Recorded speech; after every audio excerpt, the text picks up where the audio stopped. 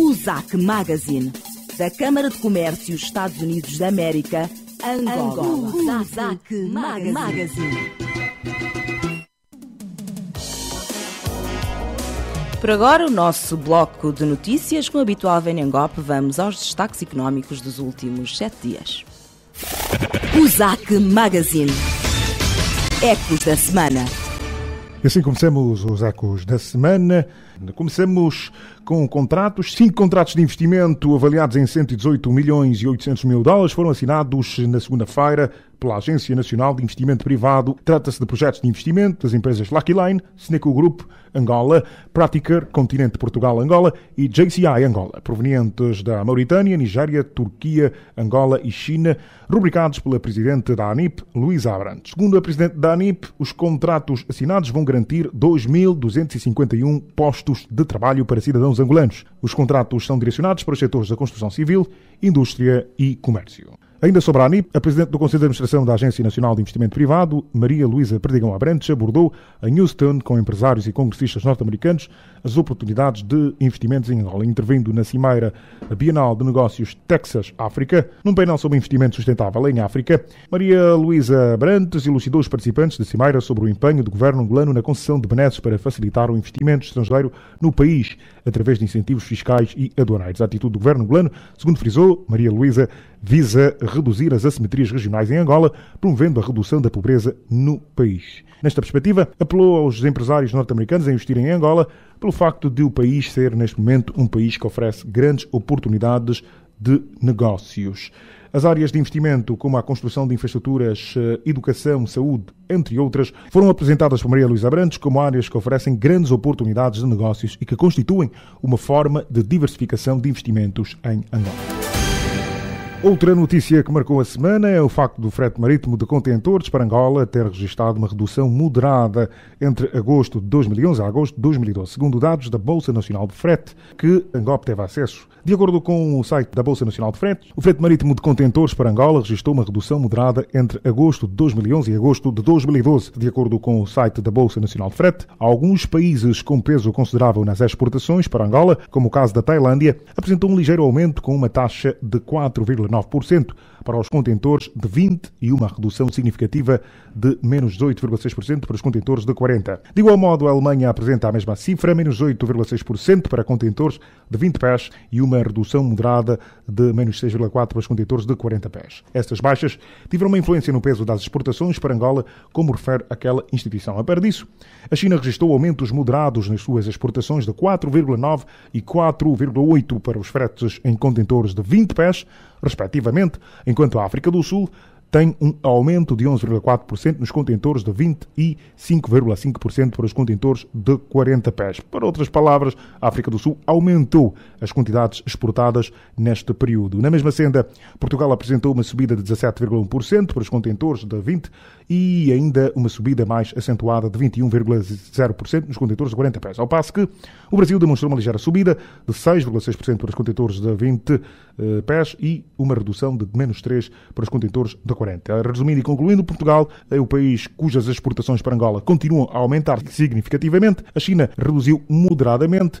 Quem também aumentou as suas exportações ligeiramente foi o Brasil. O Brasil exportou um pouco mais, de agosto de 2011 a agosto de 2012, enquanto que a Alemanha e a Tailândia são dois países que sofreram fortes reduções nas exportações para Angola. Mais de 80 mil famílias serão assistidas na campanha agrícola 2012-2013 na província do Cunene, visando o fomento da atividade da região, informou na terça-feira o responsável local do Instituto de Desenvolvimento Agrário, Profiro Samahelo.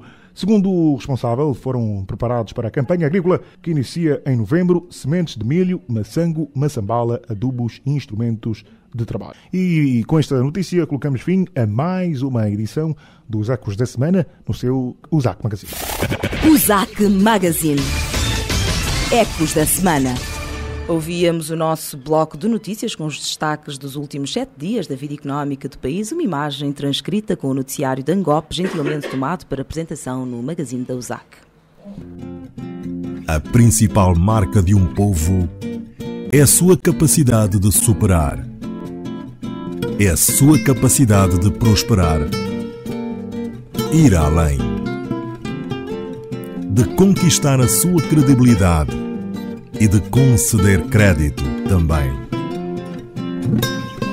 De construir, planear, incentivar. De encontrar novos caminhos sem perder a própria identidade. A principal marca de um povo é a sua capacidade de investir em si. Minha terra, nossa terra, liberdade e união, justiça, trabalho e paz. BAI, e Angola. Banco Angolano de Investimentos. O banco de todos os momentos. O ZAC Magazine. Convidado no estúdio. Passados 35 minutos das 10 horas, numa altura em que faltam menos de 4 dias para que, ao abrigo do novo regime cambial aplicável ao setor petrolífero, as empresas do setor que movimentam a economia angolana abram contas em bancos sediados no país e comecem a efetuar alguns pagamentos por intermédio destas instituições financeiras. O ZAC Magazine continua a auscultar os bancos mais fortes do sistema bancário nacional e o nosso convidado de hoje é o diretor da filial do maior banco de África, o Standard Bank Angola. O Dr. Carlos Ferreira irá falar da adaptação do banco ao novo regime cambial aplicável ao setor petrolífero. O diretor da área de mercados do Standard Bank Angola revela ainda que a estratégia do maior banco de África para o mercado angolano, uma entrevista a acompanhar já a seguir, conduzida por Joel Costa. Ora, viva, muito bom dia uma vez mais aos nossos ouvintes. Cá estamos para a entrevista com o convidado no estúdio. E hoje, quem deixou o seu escritório, o seu gabinete para se juntar a nós, em representação do CEO do Standard Bank, do engenheiro Pedro Pinto Coelho, é o diretor deste banco, Dr. Carlos Ferreira. Dr. Carlos Ferreira, bem-vindo uma vez mais aqui ao ZAC Magazine e muito bom dia. Muito bom dia. Nós agradecemos o convite que a LAC nos fez, em particular o ZAC Magazine, e é com todo o gosto que estamos aqui para esclarecer os nossos pontos de vista em relação a nova lei cambial para o setor petrolífero.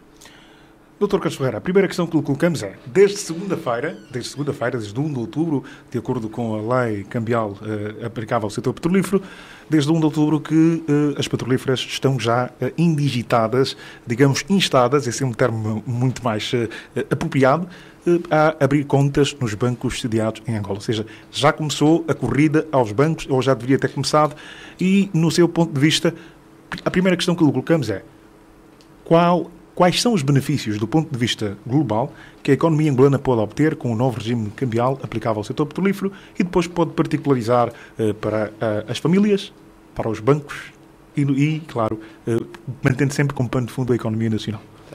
Olha, nós achamos que esta nova lei é mais um passo num processo que está a correr e que as autoridades angolanas, nomeadamente o BNA, têm vindo a implementar, que passa pela desdolarização, ou seja, a tornar a economia angolana mais baseada na moeda local, no Kwanza, dando-lhe uma função que até agora era pouco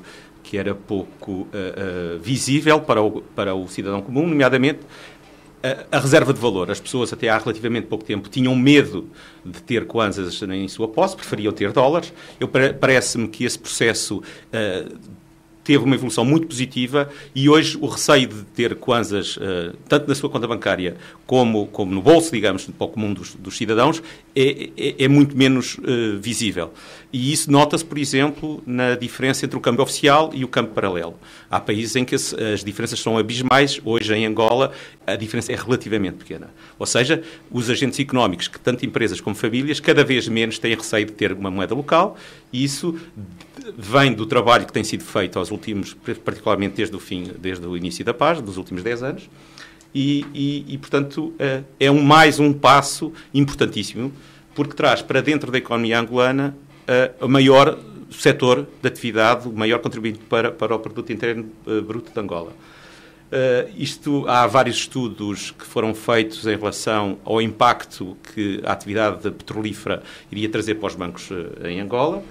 fala-se sensivelmente entre um aumento de ativos para quase mais 50%, de cerca de 45 bilhões de dólares no final de 2011 para mais 20 ou 30 bilhões de dólares, portanto é um volume muito significativo. Está a acontecer numa fase em que os bancos, acho, tiveram um processo de crescimento, de investimento em tecnologia, e isso acho que é generalizado ao sistema bancário em Angola, não é especificamente em relação ao Standard Bank Angola. E tudo isto o que é que vai trazer? Vai trazer riqueza para dentro do país. Vai haver criação de empregos. Obviamente, os primeiros beneficiados nesta cadeia de valor são os bancos, não é? que vão ter novas fontes de receitas de FIIs e de aplicação de dinheiro. Vai trazer liquidez também para o sistema financeiro. Em princípio, essa liquidez deverá gerar mais crédito, mais promoção para a economia. Portanto, tudo isso são fatores positivos que acho que a generalidade da economia angolana, tanto de empresas como em particulares, vão beneficiar. Já agora, este processo de desdolarização e de trazer partes da economia, e partes importantes neste caso, para a economia local, faz parte de outros processos, nomeadamente alguma penalização em cedência de créditos em dólares, que já tinha sido implementado, algumas em termos mais depois técnicos, algumas questões técnicas em termos de rácios de solvabilidade, ou seja, da possibilidade de alavancar o capital que os bancos têm à sua disposição, são penalizadoras para o dólar, portanto, e beneficiam créditos em kwanzas. Portanto, tudo isto faz parte de um pacote que provavelmente muitas pessoas não se apercebem, mas não cai por acaso. Acho que o BNA fez um trabalho em que está hoje ciente que os bancos têm esta capacidade. Acho que não fazia sentido implementar uma lei com esta abrangência se não houvesse alguma confiança em relação ao sistema bancário nacional. Dr. Carlos Ferreira, a questão que colocamos a seguir tem que ver com este prazo que terminou, expirou o prazo para que as operadoras, para que as investidoras e, de algum modo, também outras empresas ligadas ao setor petrolífero pudessem então passar a fazer alguns pagamentos em moeda nacional por via de bancos locais, e esses recursos deviam ser, deviam estar em Angola. Já não mais por via de Cascol, vou fazer transferências de banco a banco no estrangeiro, e o dinheiro do petróleo não passava por Angola. Vai passar, mas o que eu gostava de saber é como é que o Standard Bank preparou-se para angariar os petrodólares e os petrokwanzas? Olha, primeiro, várias empresas, ou quase todas as empresas petrolíferas, já tinham contas em Angola. Apesar do grosso das suas movimentações bancárias ser feito offshore. Mas, portanto, para algumas empresas isto não é novidade. Há muitos bancos que tinham já contas de empresas petrolíferas. E do setor petrolífero, tanto operadoras e investidoras, como de empresas que prestam serviço ao setor. Isto é um processo, não é? Não acontece de um dia para o outro. A lei foi anunciada no início deste ano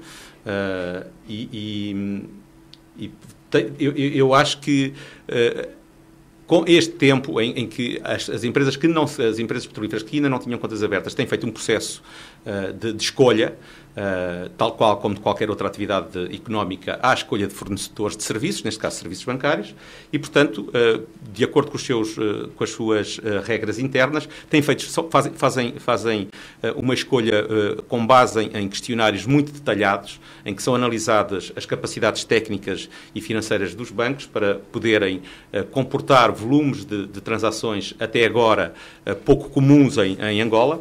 E, portanto, eu estou convencido que estas empresas, quando fazem estas decisões de escolha de com que bancos é que vão trabalhar, estão cientes da capacidade que o setor tem para responder. No caso do Standard Bank Angola, em particular, nós trabalhamos em 18 países em África, o grupo, portanto, trabalhamos com multinacionais em vários países, inclusive do setor petrolífero. Portanto, não é uma novidade para nós a exigência da qualidade de serviços que eles exigem, e estamos conscientes que vamos conseguir responder cabalmente às exigências que se vão pôr agora no futuro já muito próximo.